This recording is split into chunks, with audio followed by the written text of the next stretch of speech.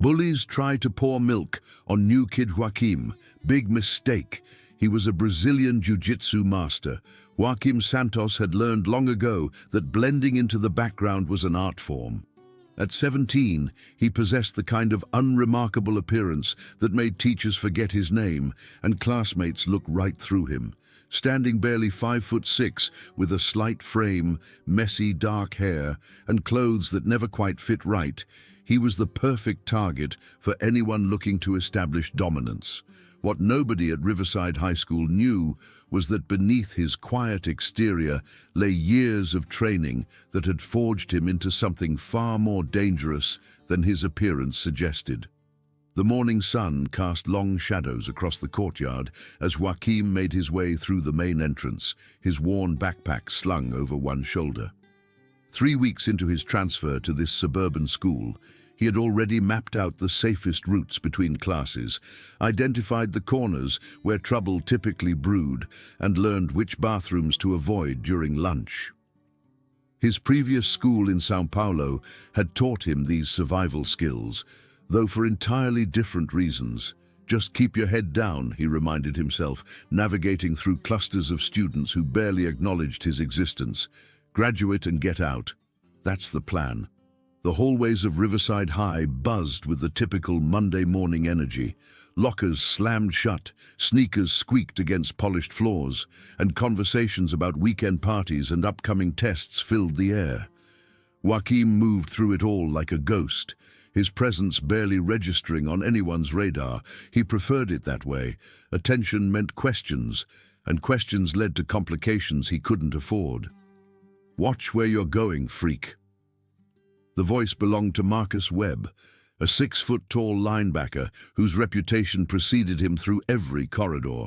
With his perfectly styled blonde hair, letter jacket, and perpetual sneer, Marcus embodied everything Joaquim had learned to avoid. Flanking him were his constant companions: Tyler Morrison, a wiry redhead with mean eyes and quick fists, and Jake Sullivan, whose bulk made him look more like a bouncer than a high school student. Joaquim had accidentally brushed against Marcus's shoulder while trying to reach his locker. The contact had been minimal, barely noticeable, but Marcus treated it like a personal assault. The hallway around them seemed to hold its breath as other students sensed the brewing confrontation. "Sorry," Joaquim muttered, his accent barely detectable after years of practice. He kept his eyes down, focusing on the combination lock that suddenly seemed impossibly complex. "Sorry?" Marcus stepped closer, his voice carrying that particular tone bullies used when they sensed weakness. "You think sorry fixes everything, new boy?" Tyler snickered from behind Marcus. Look at him shake. Probably wet himself. The comment drew laughter from the growing circle of spectators. Joaquim's hands remained steady on his locker, though inside, a familiar fire began to kindle. He had felt this same heat in the favelas of São Paulo, in the underground gyms where respect was earned through blood and technique. But here, in this sterile American high school, he forced himself to remain calm. Not worth it, he told himself. These kids have no idea what real violence looks like. "I said I was sorry," Joaquim repeated, finally managing to open his locker. He grabbed his chemistry textbook and tried to close the metal door, but Jake's massive hand slammed it shut again. "We're not done talking to you," Jake growled, his voice carrying the authority of someone who had never been challenged. The bell rang, signaling the start of first period. The crowd began to disperse reluctantly, disappointed that the confrontation hadn't escalated further. Marcus leaned in close enough that Joaquim could smell his expensive cologne. "This isn't over, Santos. We know who you are now." As the three bullies walked away, their laughter echoing down the hallway, Joaquim finally allowed himself to breathe. He had survived his first direct encounter with Riverside High's apex predators, but he knew it was only the beginning. Bullies like Marcus operated on a simple principle: once they identified prey, they never stopped hunting. The rest of the morning passed in a blur of classes, where Joaquim sat in the back, spoke only when directly addressed, and counted the minutes until he could escape. Chemistry, English literature, and world history blended together in a haze of note-taking and careful invisibility. He had perfected the art of being present without being noticed, a skill that had served him well in far more dangerous environments than a suburban high school. Lunch period arrived like an inevitable storm. The cafeteria at Riverside High was a carefully orchestrated social ecosystem where every table represented a different caste. The athletes dominated the center, their voices loud and their presence commanding. The theater kids clustered near the windows, their animated discussions about upcoming productions creating a bubble of creative energy.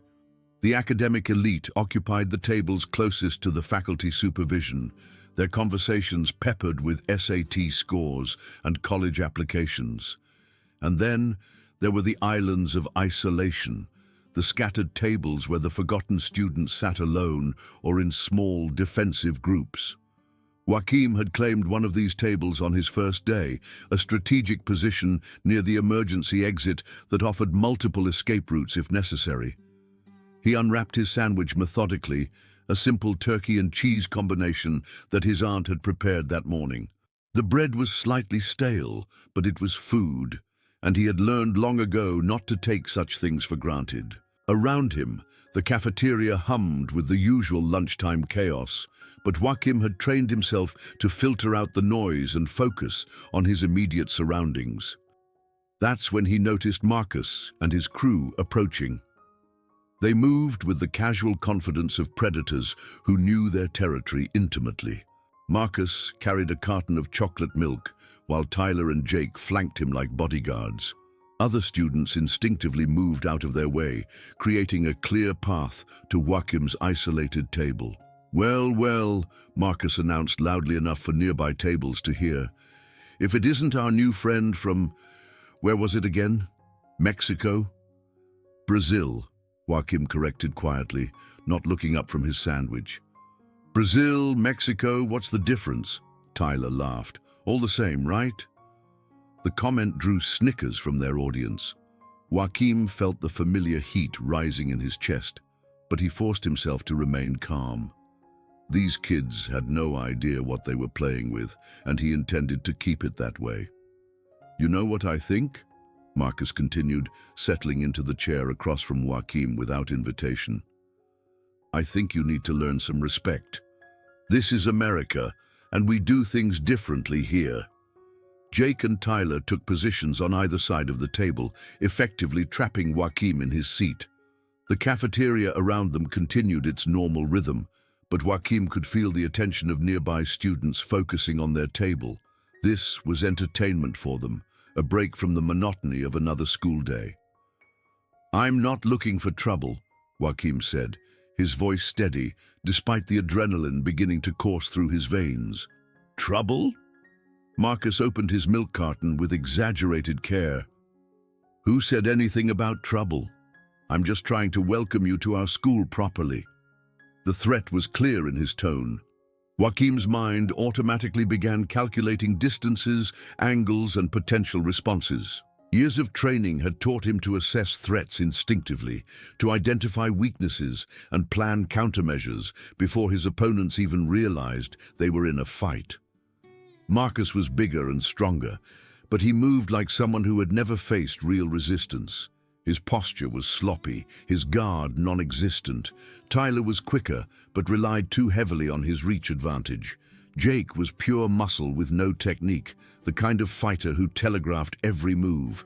"Stop it," Joaquim commanded himself. "You're not in São Paulo anymore. These are just kids playing at being tough." "Here's what's going to happen," Marcus said, raising the milk carton. "You're going to sit there like a good little immigrant while I teach you about American hospitality." The cafeteria seemed to hold its breath. Students at nearby tables had stopped eating, their attention completely focused on the unfolding drama. Even some teachers had noticed the commotion, but they remained at their supervisory positions, either unwilling or unable to intervene before something actually happened. Joaquim looked up for the first time since they had arrived, meeting Marcus's eyes directly. For just a moment, something flickered in the bully's expression, a brief uncertainty, as if he had glimpsed something unexpected in Joaquim's gaze. "Please don't do this," Joaquim said quietly. Marcus interpreted the plea as weakness. His grin widened as he tilted the milk carton, preparing to pour its contents over Joaquim's head.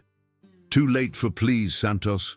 Should have thought about that before you disrespected me this morning." Time seemed to slow as the first drops of chocolate milk began to fall. Joaquim watched them descend, his mind automatically calculating trajectory and timing. In that frozen moment, he made a choice that would change everything. His hand moved with lightning precision, catching Marcus's wrist and redirecting the milk carton's contents directly into the bully's face. The chocolate liquid splashed across Marcus's features, staining his leather jacket and dripping onto the cafeteria floor. The silence that followed was deafening. Marcus sputtered, wiping milk from his eyes, his face flushing red with humiliation and rage. Around them, the cafeteria had gone completely quiet. Every conversation stopped mid-sentence as students processed what they had just witnessed.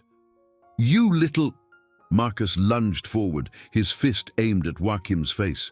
What happened next lasted perhaps 3 seconds, but it would be replayed in whispered conversations for weeks to come. Joaquim moved with fluid precision, his body responding to years of training that had been dormant but never forgotten.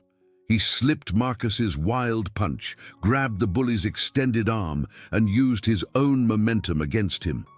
Marcus found himself face down on the cafeteria table, his arm twisted behind his back in a position that sent shooting pain through his shoulder. Joaquim applied just enough pressure to immobilize him without causing permanent damage, a level of control that spoke to extensive training and experience. Tyler and Jake moved to help their leader, but Joaquim was already 3 steps ahead. He released Marcus and stepped back, his hands raised in a non-threatening gesture, but his positioning and balance made it clear that he was ready for whatever came next. "I don't want to fight you," Joaquim said, his voice carrying a quiet authority that hadn't been there before. "But I won't let you humiliate me either." The transformation was subtle, but unmistakable. The shy, nervous new kid had vanished, replaced by someone who moved with confidence and spoke with conviction. Students who had barely noticed Joaquim's existence suddenly found themselves unable to look away. Marcus struggled to his feet, his face a mask of rage and embarrassment. Chocolate milk dripped from his hair, and his leather jacket was stained beyond repair. The humiliation of being handled so easily by someone he had considered easy prey was almost unbearable. "This isn't over," he snarled. But there was uncertainty in his voice now. The casual confidence that had defined his interactions with Joaquim was gone, replaced by the wariness of someone who had just discovered that their prey might be more dangerous than anticipated. "Yes, it is," Joaquim replied simply. The bell signaling the end of lunch period rang, breaking the spell that had held the cafeteria in silence. Students began to move again, their conversations resuming in hushed, excited tones. As they filed out toward their afternoon classes, Joaquim could feel their eyes on him, assessing and reassessing their previous assumptions. He gathered his things calmly, ignoring the stares and whispered comments. The sandwich he had been eating lay forgotten on the table, but his appetite had vanished anyway. As he walked toward the exit, he caught fragments of conversations. "Did you see how fast he moved?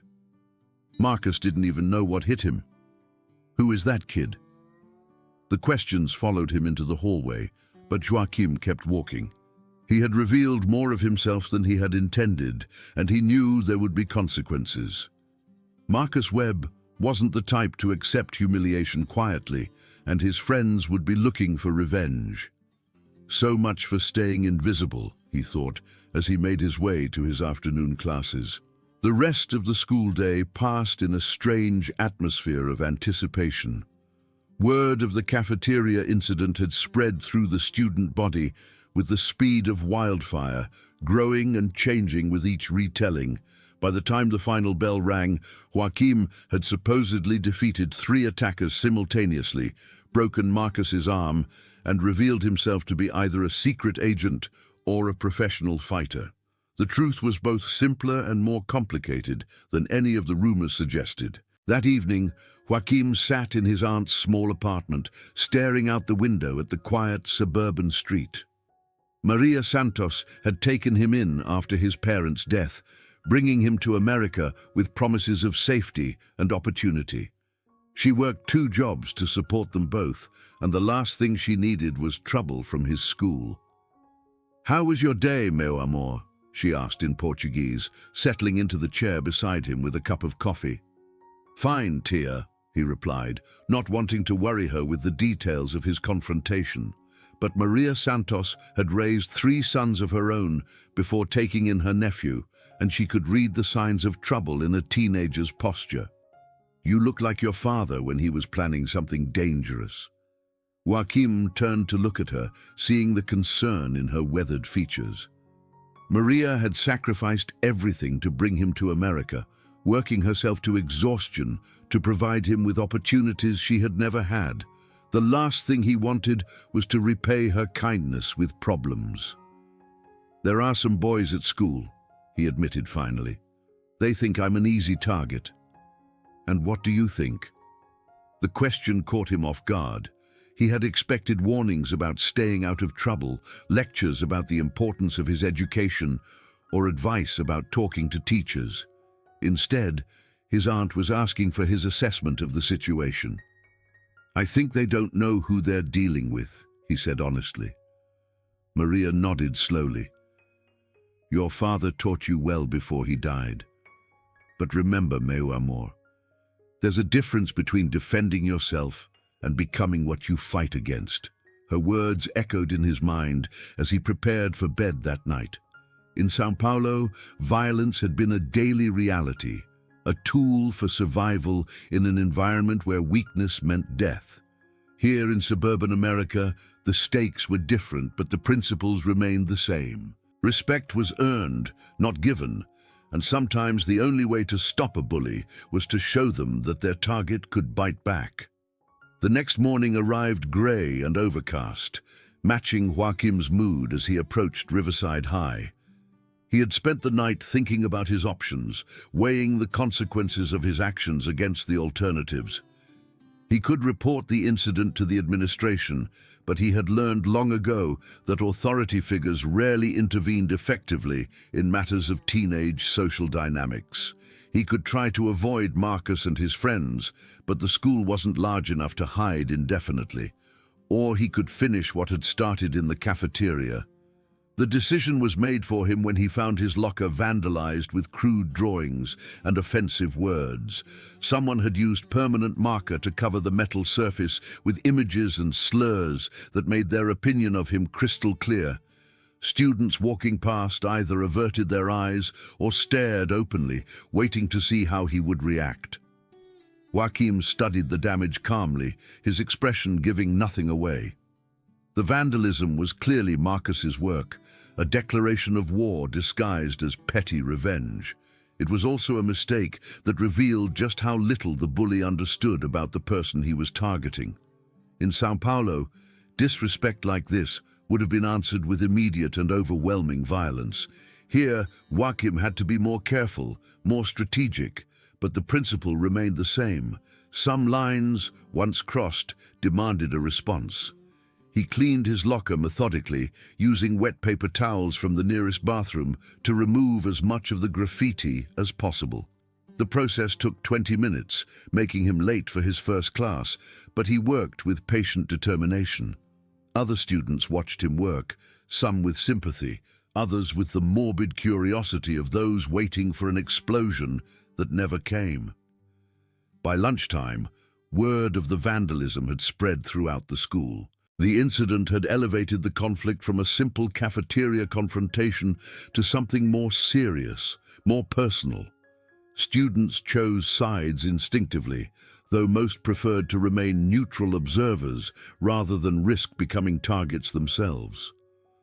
Joaquim entered the cafeteria with the same calm demeanor he had maintained all morning. He purchased his lunch, a slice of pizza and a bottle of water, and made his way to his usual table. The room buzzed with anticipation, every conversation pausing as he passed. Marcus and his crew were already waiting. They had positioned themselves strategically, blocking the path to Joaquim's table while maintaining enough distance to claim innocence if questioned by faculty. The setup was obvious to anyone paying attention, but the teachers on lunch duty seemed oblivious to the brewing confrontation. "Well, look who decided to show up," Marcus announced loudly. His face still bore traces of yesterday's humiliation, and his letter jacket had been replaced with a regular shirt. "I was starting to think you were too scared to face me." Joaquim continued walking, his pace steady and unhurried. He had learned long ago that showing fear or hesitation only encouraged bullies to escalate their behavior. The key was to project calm confidence while remaining ready for anything. "I heard you had some trouble with your locker this morning," Tyler added with a smirk. "Shame when people don't respect other people's property." The comment drew laughter from their supporters, but Joaquim noticed that the crowd was smaller today. Some students who had enjoyed yesterday's entertainment seemed less eager to witness whatever was coming next. Perhaps they sensed that this confrontation would be different, more serious than a simple prank gone wrong. "Move," Joaquim said quietly when he reached the human barrier blocking his path. "Or what?" Marcus stepped forward, his chest puffed out in an aggressive display. "You'll do that little kung fu trick again?" "Brazilian Jiu-Jitsu," Joaquim corrected automatically, then immediately regretted revealing even that small detail about himself.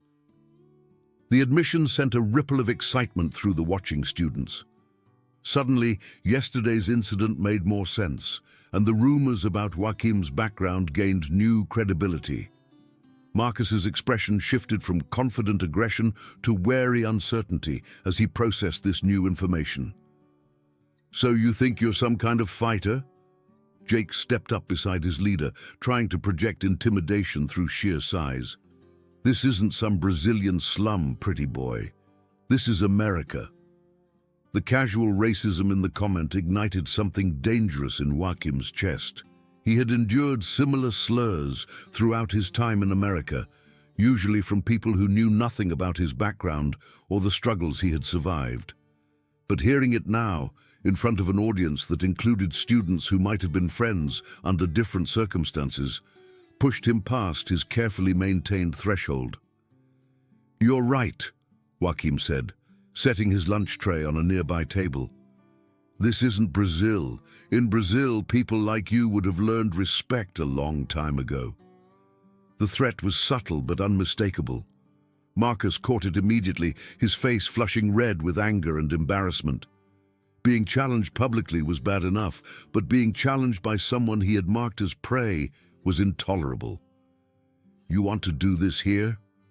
Marcus gestured around the crowded cafeteria. "In front of everyone?" Joaquim looked around the room, taking in the faces of his classmates. Some watched with excitement, eager for entertainment. Others seemed uncomfortable, perhaps recognizing that this had moved beyond typical teenage posturing into something more serious. A few looked genuinely concerned, though none seemed willing to intervene. "I want to eat my lunch in peace," Joaquim replied. "But if you won't let me do that, then yes, here, in front of everyone." The challenge hung in the air between them like a physical presence. Marcus had painted himself into a corner with his public aggression, and backing down now would destroy his reputation among his peers. But something in Joaquim's demeanor suggested that escalating the confrontation might be equally dangerous. "You think you're tough because you got lucky yesterday?" Marcus tried to regain control of the narrative. "That was a sucker move. In a real fight, you wouldn't last 10 seconds. Then stop talking and find out." The words were spoken quietly, but they carried through the suddenly silent cafeteria like a gunshot. Joaquim's transformation was complete now, the shy new kid completely replaced by someone who moved and spoke with the confidence of a trained fighter. His posture had shifted subtly, his weight balanced and ready, his hands relaxed but positioned for quick movement. Marcus looked around the room, seeking support from his friends and followers. Tyler and Jake flanked him loyally, but their expressions showed uncertainty. The crowd of spectators had grown, but their excitement was tempered by a growing sense that they were about to witness something beyond typical high school drama. "Fine," Marcus said finally, "but not here. After school, the parking lot behind the gym, just you and me." "And them?" Joaquim nodded toward Tyler and Jake. "They're just here to make sure it stays fair." The lie was obvious to everyone present, but it provided Marcus with a face-saving way to postpone the confrontation. Joaquim considered the proposal for a moment, weighing the advantages and disadvantages of a delayed fight versus an immediate one. "After school," he agreed finally. "But when I win, this ends. No more vandalism, no more harassment, no more games. When you win." Marcus laughed, but the sound was forced and hollow. "You really think you can beat me?" Joaquim picked up his lunch tray and walked around the group, heading for his table. As he passed Marcus, he paused just long enough to speak quietly. His words meant only for the bully's ears. "I know I can." The rest of the lunch period passed in a buzz of excited conversation. Word of the scheduled fight spread through the school with viral intensity, reaching students who had never heard of either participant. By the time the final bell rang, a significant crowd had gathered in the parking lot behind the gymnasium, their phones ready to record whatever happened next. Joaquim approached the designated area with the same calm demeanor he had maintained throughout the day. He had changed out of his school clothes into a simple t-shirt and jeans, clothing that would allow for unrestricted movement. His aunt's words echoed in his mind as he walked. There was a difference between defending yourself and becoming what you fought against. Marcus was already waiting, surrounded by his supporters and a growing crowd of spectators. He had also changed clothes, trading his school attire for a tank top that showed off his muscular build. The visual contrast between the two fighters was stark. Marcus looked like a classic high school athlete, while Joaquim appeared almost fragile by comparison. "Last chance to back out," Marcus called as Joaquim approached. "I don't want to hurt you too badly." The comment drew laughter from his supporters, but Joaquim noticed that the crowd was more diverse than he had expected. Students from different social groups had gathered to witness the confrontation, including some who had never spoken to either fighter. The incident had transcended typical high school social boundaries, becoming a moment that would define both participants, regardless of the outcome. "I'm not backing out," Joaquim replied, stopping about 10 feet away from Marcus. "Are you ready?" Tyler stepped forward, apparently appointed as the unofficial referee. "No weapons, no cheap shots. Fight ends when someone gives up or can't continue." The rules were simple and familiar, though Joaquim suspected they would be abandoned quickly if the fight didn't go Marcus's way. He nodded his acceptance and began to move, his body settling into a fighting stance that looked deceptively casual to untrained eyes. Marcus charged forward immediately, relying on his size and strength advantage to overwhelm his smaller opponent. His approach was aggressive but sloppy, the kind of wild attack that worked against intimidated victims but was suicide against a trained fighter. Joaquim sidestepped the charge effortlessly, his movement so smooth it looked almost choreographed. As Marcus stumbled past, off balance from his missed attack, Joaquim's hand shot out in a precise strike that caught the bully in the solar plexus. The blow wasn't devastating, but it drove the air from Marcus's lungs and sent him staggering. The crowd erupted in surprised shouts.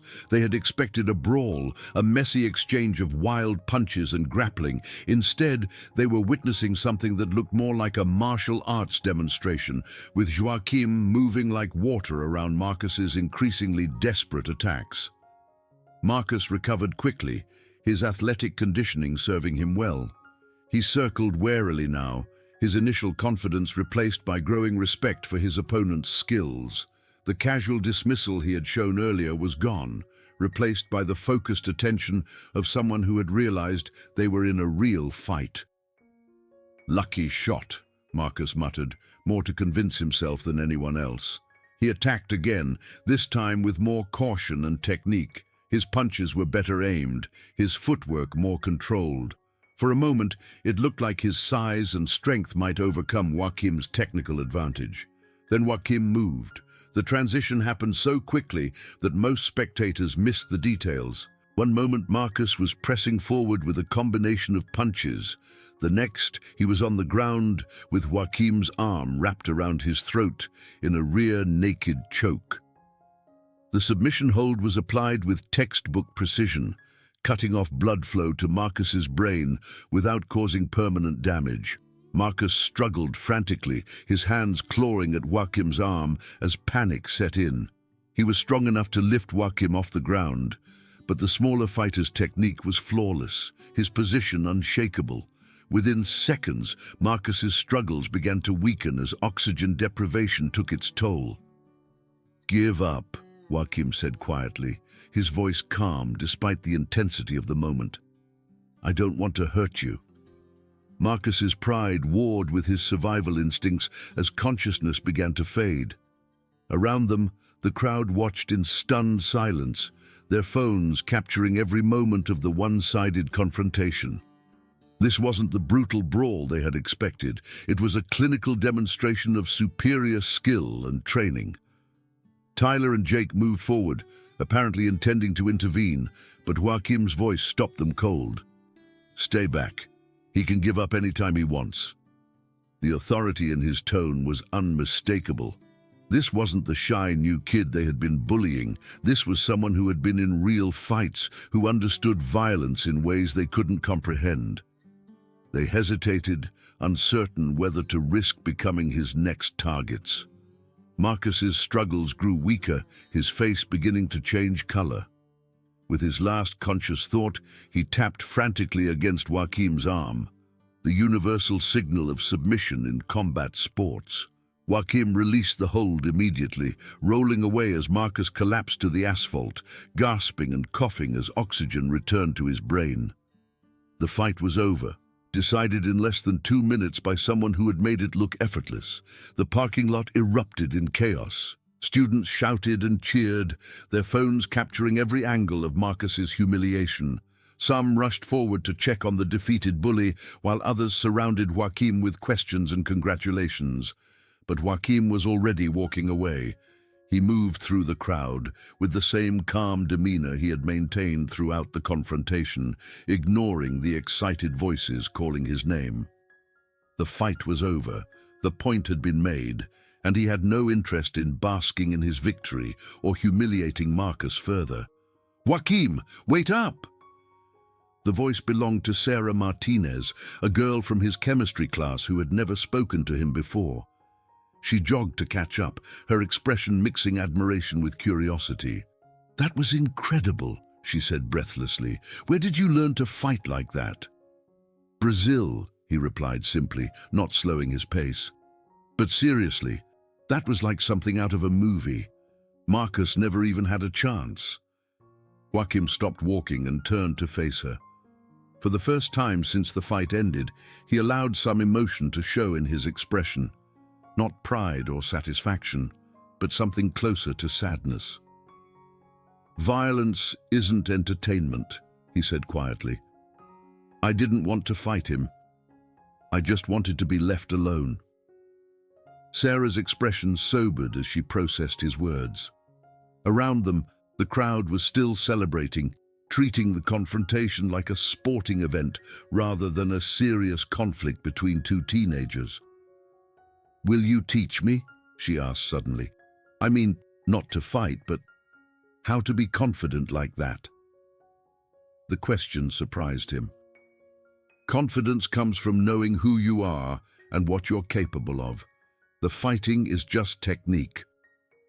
As they talked, Marcus struggled to his feet with help from his friends. His face was flushed with embarrassment and anger. But there was something else there too, a grudging respect for the skill that had defeated him so thoroughly. He caught Joaquim's eye across the parking lot and nodded once, a gesture that might have been acknowledgement or promise of future conflict. The next morning, Joaquim arrived at school to find his locker clean and unmarked. Someone had not only removed the remaining graffiti, but had also applied fresh paint to cover the damage completely. A small note was taped to the door. "Sorry about yesterday. M." The hallways felt different as he walked to his first class. Students who had ignored him for weeks now nodded respectfully as he passed. Some tried to start conversations, asking about his background or his training. Others simply watched from a distance, their expressions mixing curiosity with wariness. In chemistry class, Sarah saved him a seat at her lab table. "I've been thinking about what you said yesterday," she told him as they prepared their experiment. "About confidence coming from knowing who you are. And I realized I don't really know who I am yet. I've been so focused on fitting in that I forgot to figure out what I actually want." Joaquim measured chemicals with precise movements, his attention split between the conversation and their assignment. Fitting in is overrated. Being yourself is harder, but more rewarding. Is that why you never tried to make friends when you first got here? The question made him pause. I wasn't trying to avoid making friends. I was trying to avoid making enemies. But you made enemies anyway. Sometimes that's unavoidable. Some people see difference as a threat. Their conversation was interrupted by the arrival of Marcus, who approached their table with obvious reluctance. His usual swagger was gone, replaced by something that might have been humility. "Can I talk to you?" he asked Joaquim, his voice lacking its typical aggressive edge. Joaquim looked up from his experiment, studying Marcus's expression for signs of deception or continued hostility. Finding none, he nodded toward an empty corner of the classroom. "I wanted to apologize," Marcus said once they were out of earshot from the other students, "for the locker, for yesterday, for all of it." "Okay, that's it? Just okay?" Joaquim shrugged. "What do you want me to say? That it's fine?" "It wasn't fine, but it's over now." Marcus struggled with the response, clearly expecting either forgiveness or continued hostility. The simple acknowledgement was somehow more unsettling than either alternative. "I've never been beaten like that," he admitted finally. "I mean, completely outclassed. It was humbling." "Good. Humility is useful. Where did you learn to fight like that? And don't just say Brazil. I mean, really." Joaquim considered the question carefully. He had revealed more about himself in the past 2 days than in his entire time at Riverside High, and each revelation brought new complications. "My father taught me," he said finally, "before he died." "Was he like a professional fighter or something?" "Something like that." The vague answer clearly frustrated Marcus, but he seemed to understand that pushing for details would be counterproductive. They stood in awkward silence for a moment, two teenagers trying to navigate the aftermath of a conflict that had redefined their relationship. "Are we good?" Marcus asked finally. "We're good if you leave me alone and stop picking on other people." "Deal." They shook hands formally, sealing an agreement that both understood but neither fully trusted. As they returned to their respective tables, Joaquim caught Sarah watching them with interest. "What was that about?" she asked. Ending something that should never have started.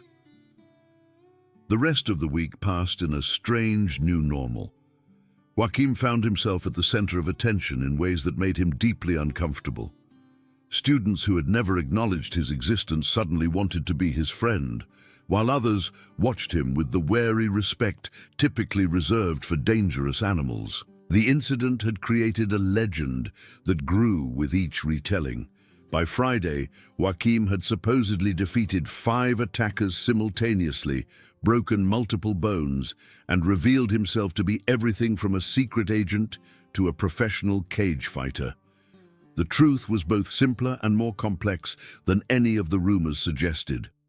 During lunch on Friday, he sat at his usual table with Sarah and 2 other students who had gradually joined their group throughout the week. The conversation was light, focused on weekend plans and upcoming assignments, but Joaquim remained alert to his surroundings. Marcus and his friends occupied their traditional table in the center of the cafeteria, but their dynamic had changed. The easy confidence that had defined their interactions was gone, replaced by something more cautious and respectful. They still commanded attention, but it was the attention given to former champions rather than current ones. "Do you regret it?" Sarah asked suddenly, interrupting a discussion about their chemistry assignment. "Regret what?" "Fighting him, changing everything." Joaquim considered the question while watching Marcus laugh at something Tyler had said. The bully looked genuinely happy for the first time since Joaquim had known him, as if some invisible weight had been lifted from his shoulders. "No," he said finally.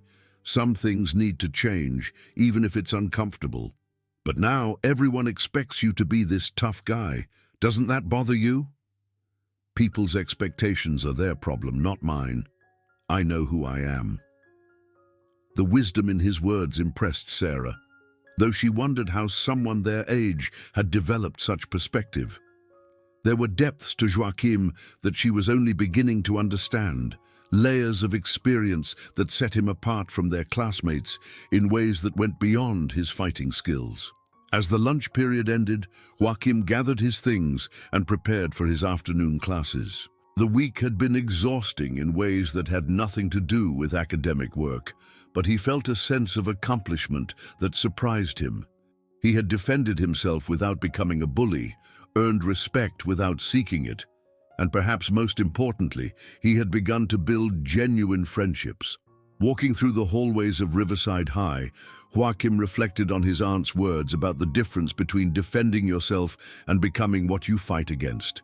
He had walked that line carefully, using his skills only when necessary and showing restraint even in victory.